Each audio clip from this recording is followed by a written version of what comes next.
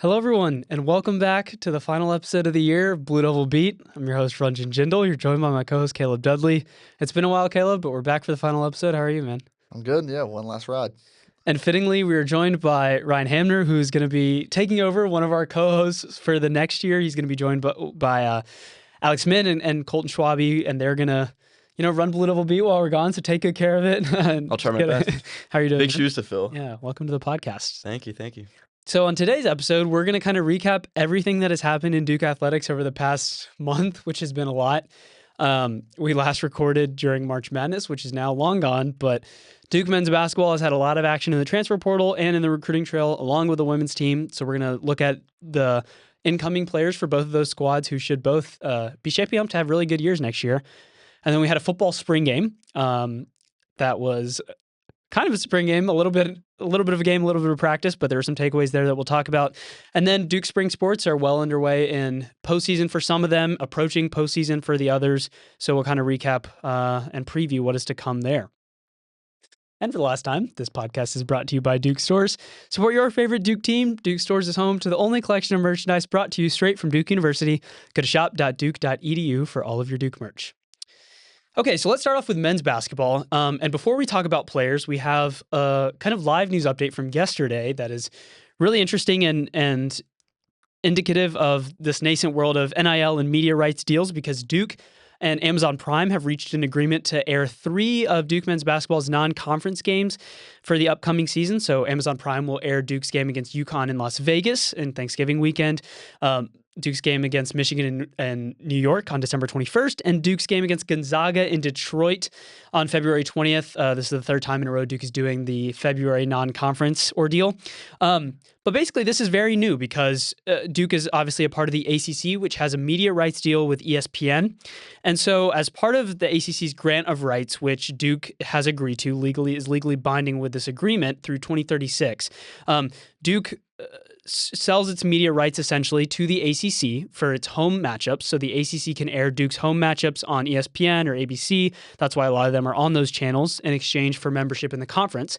But these are neutral site games. And so sometimes those are aired on a neutral network, or like, for example, if Duke's playing a Big Ten squad on Fox or one of those channels. But anyway, so in exchange for that, Duke has agreed to participate in neutral site events in the future that ESPN airs in the 2027 to 28 and 2028 to 29 seasons in exchange for kind of not breaching this grant of rights, but changing it a little bit. So making this deal with Prime. And in addition, Amazon Prime will help facilitate some NIL deals for Duke because, as you can see, the money is very, very important in college athletics, and teams are scrambling to find ways to fund their rosters. So this appears to be a method to where Duke can get some money from Amazon and keep up with some of the conferences that may have more valuable media rights deals than the ACC does. But obviously Duke is still staying in the league, and this is a big move for the program. I guess I'll just, with you guys, what were your thoughts when you heard the news yesterday? Caleb, I'll start with you. Yeah, I think, honestly, it's a pretty interesting look at what could be if the ACC does dissolve one day. And, Duke's obviously the premier basketball program in the conference. And I think you could see if this goes well, if push comes to shove, Duke kind of takes the Notre Dame route of football, where all their games are on NBC and Peacock, and Duke can just auction off their rights to the highest bidder. I think it'll be obviously Amazon, and it'll drive a lot of business for them. Duke will have, the 3 of the most watched games of the season, I'm sure. And I think, if it doesn't work, it doesn't work. And you can, always go back to ESPN all the way, but it's a good test run for what the future might hold. Yeah, right. Yeah, I agree. I think it's a great move. We've already seen other leagues switch to streaming as a way of showing their games on a broader audience. And I think this is just kind of like the Netflix Christmas Day NFL games type kind of thing. So it's cool to see. I think it's a great opportunity, like you said, for the NIL, which we'll talk about with the quality of the roster. That's you got to pay for it somehow. And so these are definitely some big games. Looking at them specifically, I think one of the first reactions is where they're being played. UConn in Vegas as opposed to playing them in Madison Square Garden. Michigan, not in Detroit. Gonzaga not in Vegas. That's funny, yeah. But regardless, I think those are going to be 3 big-time games. And now we'll see why. They'll be on streaming. Yeah, and two quick notes that I'll mention. One, this is the first time Amazon Prime is airing major college basketball or college sports action. So Amazon has done Thursday night football, occasional NBA games as well. Playoffs. So that is a difference there. And then also, the ACC a couple years ago changed its revenue sharing methods to where teams get more revenue if they have higher viewership in men's basketball and football. And obviously, Duke is the highest viewed men's basketball team in the league, if not the country.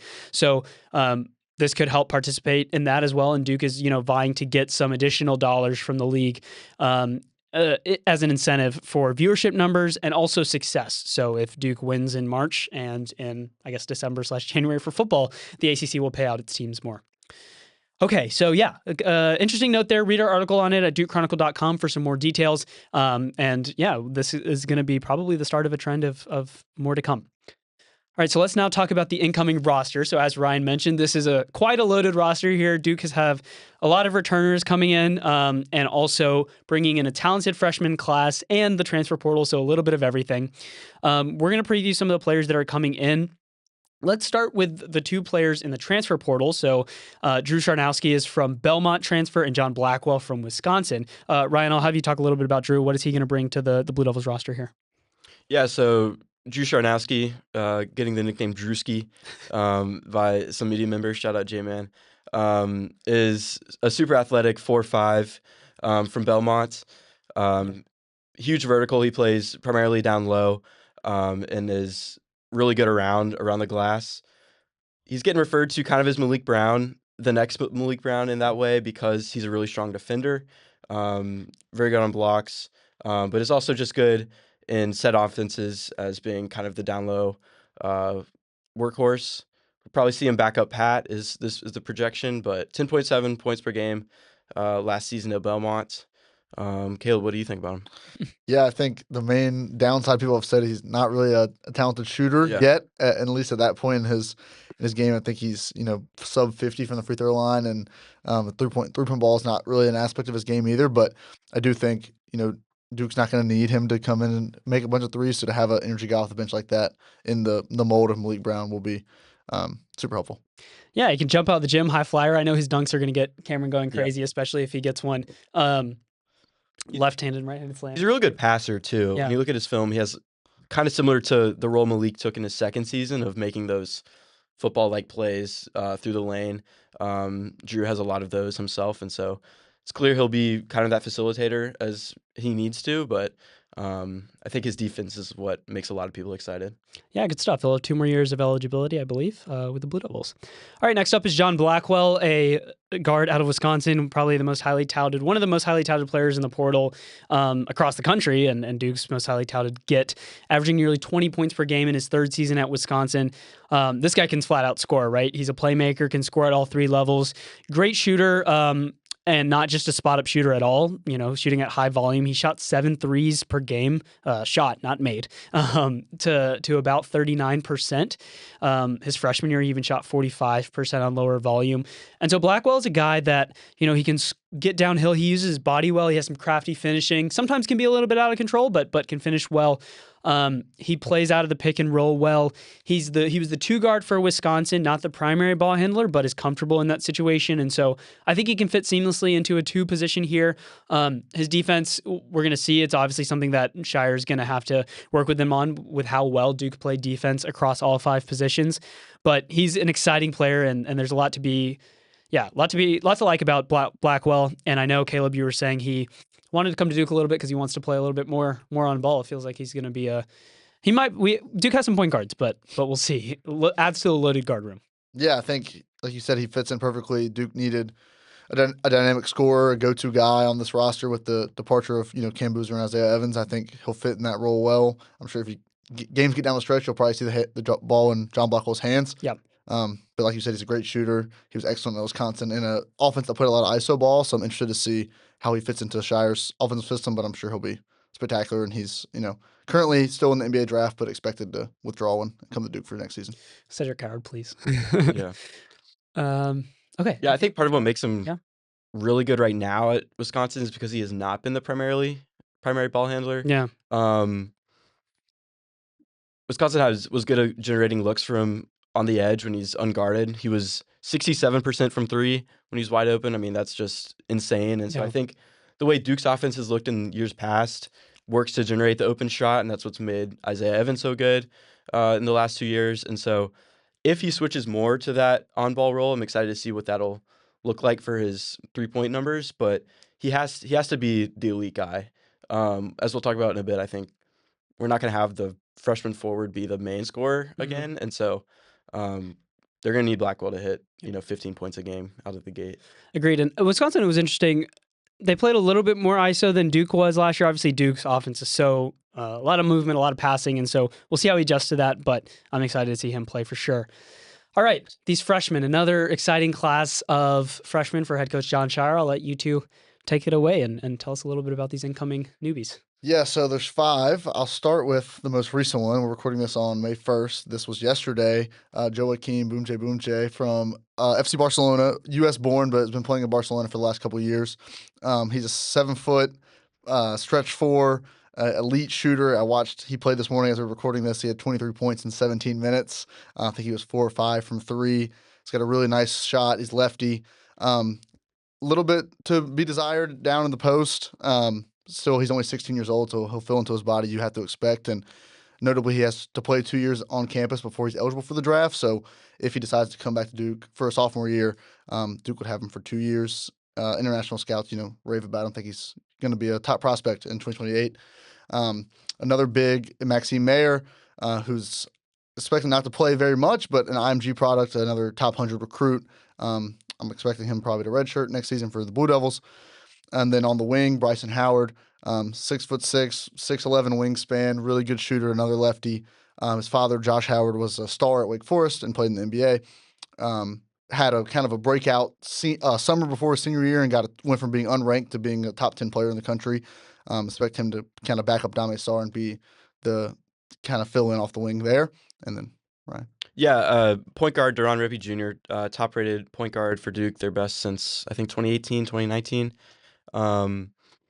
He's shorter than a lot of Duke's players in the past, especially from the point guard position, but is extremely athletic, very good off the dribble. His first step is absolutely lethal. He gets downhill quick. I think he's only 6'4", I want to say, but is another high flyer like Drew Sharnowski. His first dunk at Cameron is going to be a sight to see. And so he's going to be really fun to watch, I think, especially. Yeah, and then finally rounding out, we mentioned freshman power forwards. Cam Williams is that guy this year for Duke. He's the number 4 recruit in the country, but he doesn't really have the game of the Cam Boozer or Cooper Flagg. He's more of a stretch 4 defender. Think like Evan Mobley, if you've ever watched the Cavaliers play, kind of that mold.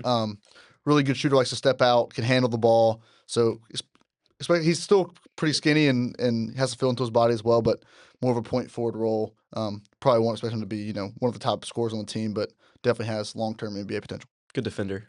Yeah.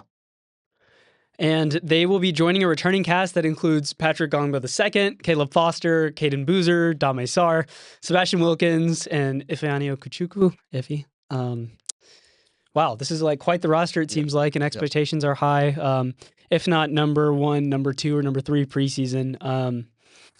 Yeah, it feels like this team has got another possibly deep run in March ahead for it. Yeah.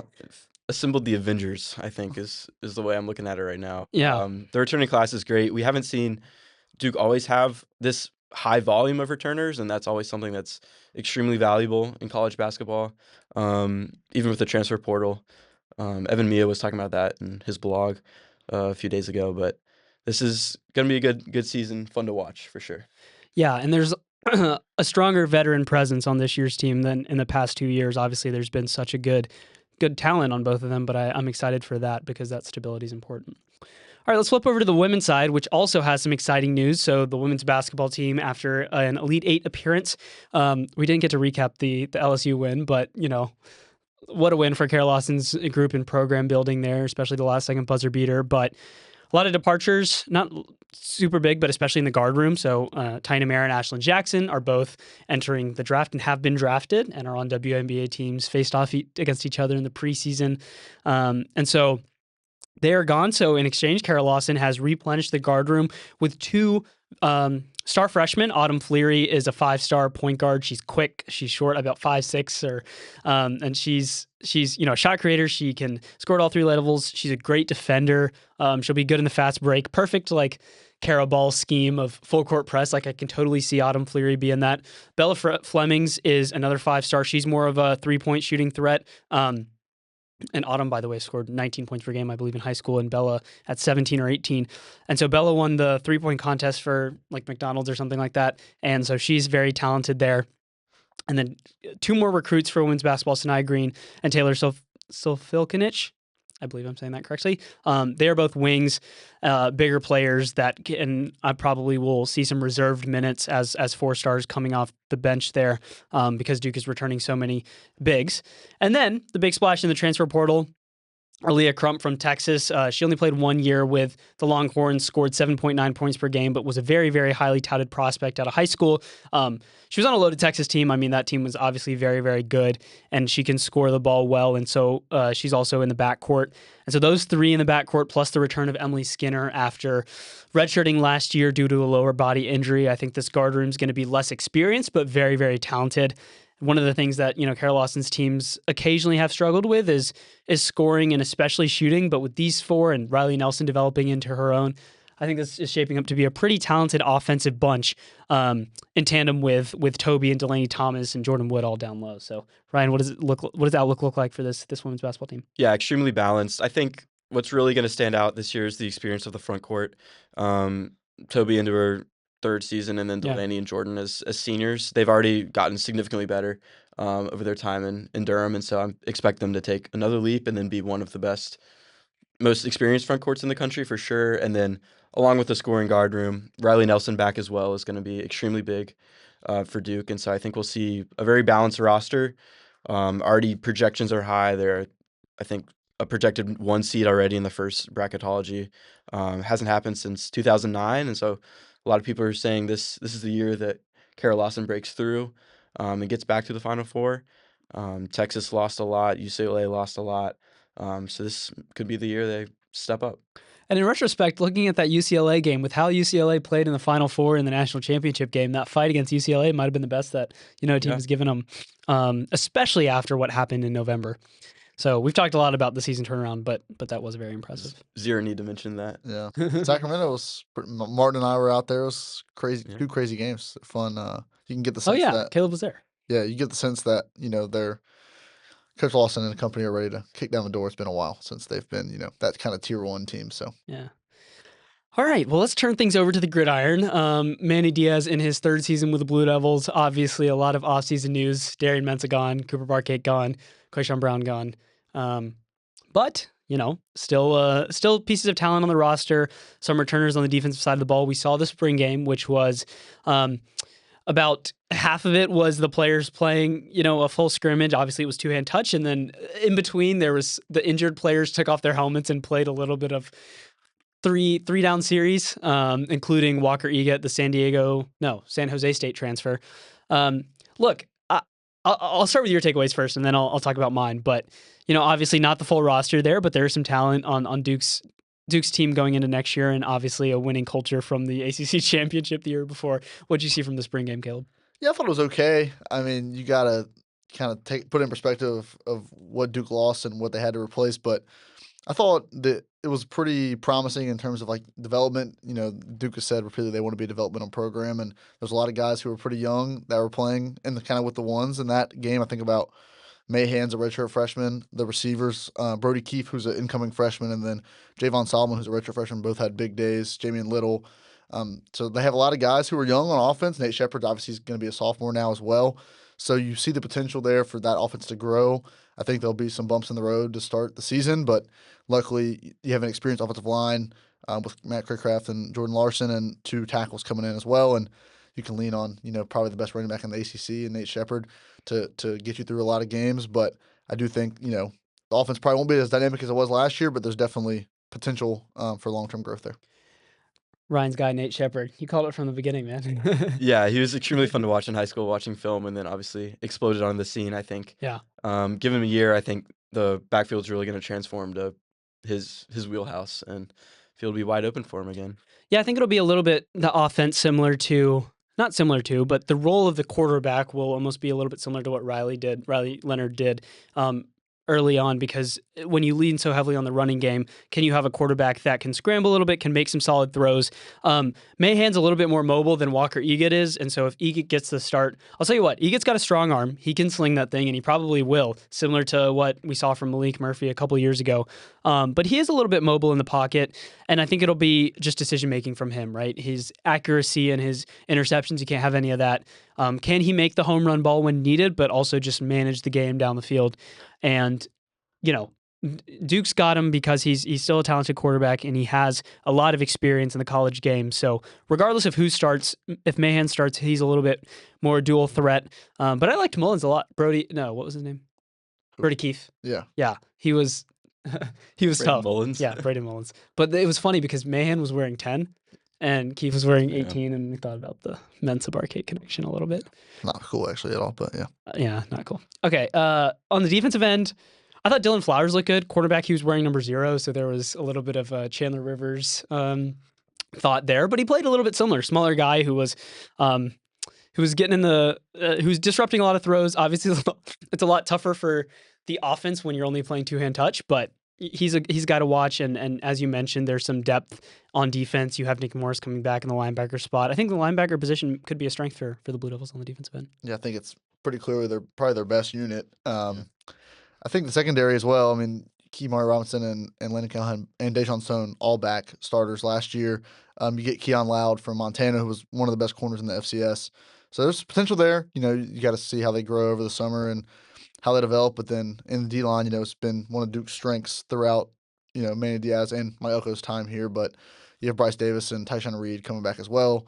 Defensive end, a couple other guys there, and then transfers in the interior spots there on D-line. So there'll be some new faces, but I think it'll be Manny Diaz defense and should be solid. Yeah, tough schedule for sure for the Blue Devils, but I think it plays to their favor. I'm looking at it right now. I saw that the third hardest strength of schedule in the ACC and one of the highest nationally, I think like top 30 or something. But look at Tulane to open the season is pretty rough. I think that'll be a good game at Illinois, but Stanford, William & Mary at home, at Georgia Tech, North Carolina at home, at Virginia. Got at Miami later, and towards the end of the season, at Miami versus Clemson and at Wake Forest. But I think the schedule does kind of match up to where Duke is as a program right now, and I think it'll be another exciting season. For sure. A lot of measuring stick test games for the Blue Devils there. Okay, last but not least, let's go to the spring sports slate. I'll start real quick with men's and women's tennis, and then I'll let you guys talk about the rest, because men's and women's tennis are in the postseason officially. Men's tennis is about to serve as we are speaking right now. The Blue Devils made the tournament and are in Oklahoma's region. So to start off, they're going to play Southern California in the first round, and if they win, they will likely play Oklahoma. But if not, the winner of Oklahoma and the 4 seed, who I'm blanking on in that region. But yeah, so Ramsey Smith's squad was on the bubble and snuck in there after a big win in the ACC tournament against Miami. And then the women's tennis team is hosting. They are the 15 seed. There are 16 hosts, so the women's team is hosting in their little pod, and they take on VCU Friday at 4. And then they will play Saturday if they win as well in Durham at Ambler Tennis Stadium. So if you're around, come check that out. And the Blue Devils will play, if they beat VCU, the winner of Tennessee and Old Dominion. So tennis action all across. Okay, lacrosse, softball, baseball. Ryan? We'll start with lacrosse. Okay.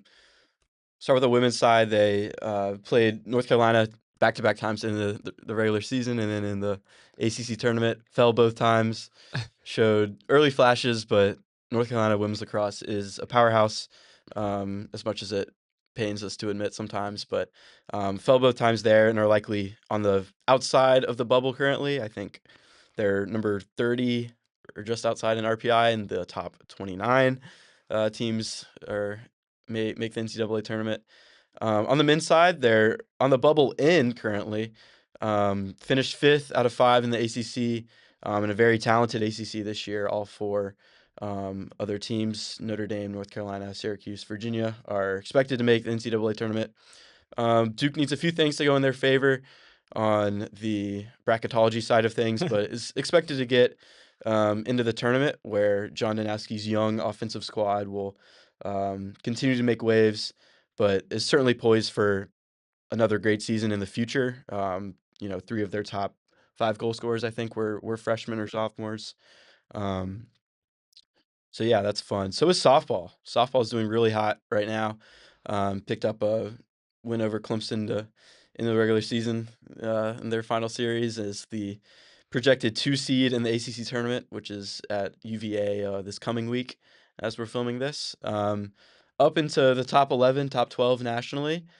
So poised to host another regional in Durham in late May.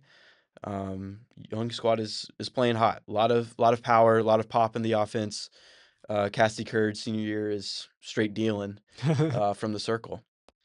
You want to talk about baseball? Yeah, let's go on to softball quick. I'm looking at their record. They're 20-4 in the conference and 15-1 on the road this year. Wow, yeah, pretty impressive after kind of a slow start to the year. A couple those big neutral site tournaments didn't go Duke's way, but Marissa Young's team is definitely peaking at the right time. And the team that is not peaking at the right time is Duke baseball and Corey Muscara's team. It's not necessarily Duke's fault. They've had an okay year. Some injuries to notable guys, including star Cider Cannon, probably the best player on the team, kind of derailed the team throughout the season. They're at 500 now. They just lost a series to North Carolina. And they're just kind of at the point in the season where every series is against a ranked team, and they win a game, but they're just not able to win the series. So they fell to State 2 out of 3, Carolina 2 out of 3, Boston College. They got swept at Boston College. Now they're playing Georgia Tech this weekend, who's very, very good on the road. And then they have Wake Forest to end the season, who's also playing really good recently. So it's kind of been the year people expected for Duke baseball. It was a rebuilding year, had to bring in pretty much a whole new team after Coach Pollard left for Virginia. So some promising guys, some guys who have played really well, but overall gonna continue to need to keep building there, keep stacking the roster. Also, men's golf. Want to note that Ethan Evans tied for first individually in the ACC championship. Individual play, he lost in the playoffs there, but tied individually after the round was over. The Blue Devils lost to Stanford in the quarterfinals, though, in match play. And golf is in postseason. They'll have both, I believe, men's and women's in their NCAA tournaments as well. Yeah, so the women are the 2 seed against in Michigan's region, I believe. Okay. They finished high in the ACC, I forget, but they're a 2 seed. So, yeah. Yeah, all right. A lot of postseason for Duke's spring sports. Well, that is the end of the year of Blue Devil Beat. You guys want to share some memories? Yeah, some memories. I guess we started this. So we started the podcast itself 3 years ago. We did a football podcast, Blue Devil Blitz. That was after we went to the ACC kickoff sophomore summer. And then we took over the legacy of the Cameron Chronicles, which was great. And so over the past 3 years, this was the first year we've done Blue Devil Beat, which is a combined podcast and on video. We've interviewed some great people. Shout out to our 3-time guests. Who are our 3-time guests? Griffin Barfield from the Tiger. We had, I think, Matthew Maynard from the Daily Tar Heel. Xander T-Lock came on twice. Yeah, it's been some repeat guys for sure. Yeah, repeat offenders. But yeah, it's been a good ride. I think the video this year was a nice ad. Yeah, more work on us, but it's good for the people. So yeah, it's been fun. I'm glad everybody who's listening. We appreciate you, and keep listening. We have great hands. So yeah, long live Blue Devil Beat. Long live Blue Devil Beat. Well, thank you so much, Caleb, for co-hosting and doing everything. It's been a pleasure. Thank you to everyone who's listened to an episode, watched an episode, interacted with our show. It really means a lot, and I hope that you guys have enjoyed it, enjoy this one, and enjoy the future. So, for the last time, I want to thank you guys, and I really appreciate it, and have a great summer. For Caleb Dudley, I'm Ranjan Jindal. This has been Blue Devil Beat.